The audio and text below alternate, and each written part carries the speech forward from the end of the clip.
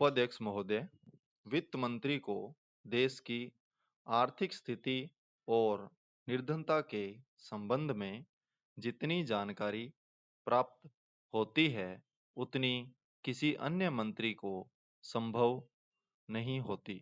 Budget बनाते समय वैसे तो बजट में आय व्यय का ब्यौरा होता ही है, लेकिन मूल रूप में देश की आर्थिक नीतियों में किस प्रकार का परिवर्तन हो तथा किस मार्ग पर वह देश को चलाना चाहते हैं, सरकार का लक्ष्य क्या है, इन सब नीतियों का बजट में विवरण होता है। हमारे वित्त मंत्री चाहे जिस पद पर भी रहे हों, चाहे वे मुख्यमंत्री रहे हों या केंद्र सरकार में रहे हों, उन्होंने शानदार काम किया। जिस समय उन्होंने बजट प्रस्तुत किया, उस समय देश को और विशेष रूप से गरीबों को उनसे बहुत सी आशाएं थी। देश में लगभग 6 लाख गांव हैं। उनमें जो बेरोजगारी है, गरीबी है, उसके संबंध में देश की जनता को उनसे बड़ी आशाएं थी और जनता देखना चाहती थी कि इस अवसर पर सरकारी नीतियों के द्वारा देश को वे क्या मार्गदर्शन देना चाहते हैं।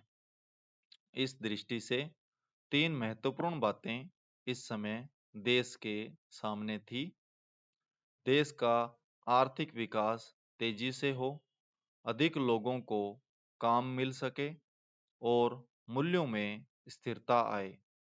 जहां तक इन 3 उद्देश्यों का संबंध है, हमने देखा कि उस ओर कुछ प्रयत्न हुए हैं।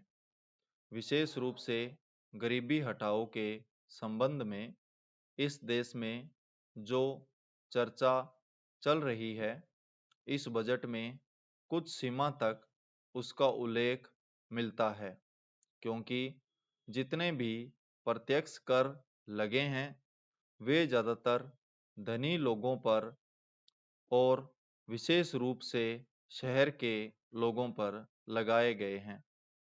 इस तरह से जो एक प्रकार की आर्थिक असमानता हमारे देश में चल रही है, उसको दूर करने का प्रयत्न अवश्य किया गया है। लगभग 5 दशक पूर्व जब हमारा देश स्वतंत्र हुआ था, उस समय देश में जितने सरकारी कर्मचारी थे, वे ऐसा समझ बैठे थे कि अब तक देश में जिस तरह से अंग्रेजों का प्रशासन चल रहा था, उस तरह से काम नहीं चलेगा, क्योंकि कांग्रेस के जो नए लोग आए थे, जो मंत्री बने थे, वे लोग धन के मामले में त्यागी आदमी हैं। धन से उनको मोह नहीं है, लेकिन बाद में उन्होंने देखा कि हमारे मंत्री लोग भी उसी तरह से शानदार जीवन पसंद करने लग गए, जिस तरह से अंग्रेज करते थे। उपाध्यक्ष महोदय, तब उन लोगों को कुछ आशा हुई कि हम लोग भी उसी तरह चल सकते हैं, जिस तरह से पहले चल रहे थे। लेकिन अभी हाल में जो चुनाव हुआ, उससे देश के धनिकों के मन में बड़ा संदेह पैदा हुआ कि इस चुनाव के बाद उनकी स्थिति वैसी नहीं रहेगी जो अब तक चली आती रही है। गरीबों और अमीरों के बीच में अब तक जो बहुत बड़ा अंतर चला आ रहा था, उसको अब तेजी से दूर करने का प्रयत्न किया जाएगा। श्रीमान, मैं आपका बहुत ही आभारी हूँ, जो आपने सदन में चालू वर्ष के बजट पर अपने विचार प्रकट करने का अवसर दिया है। मैं इस बजट का समर्थन करना चाहता हूं।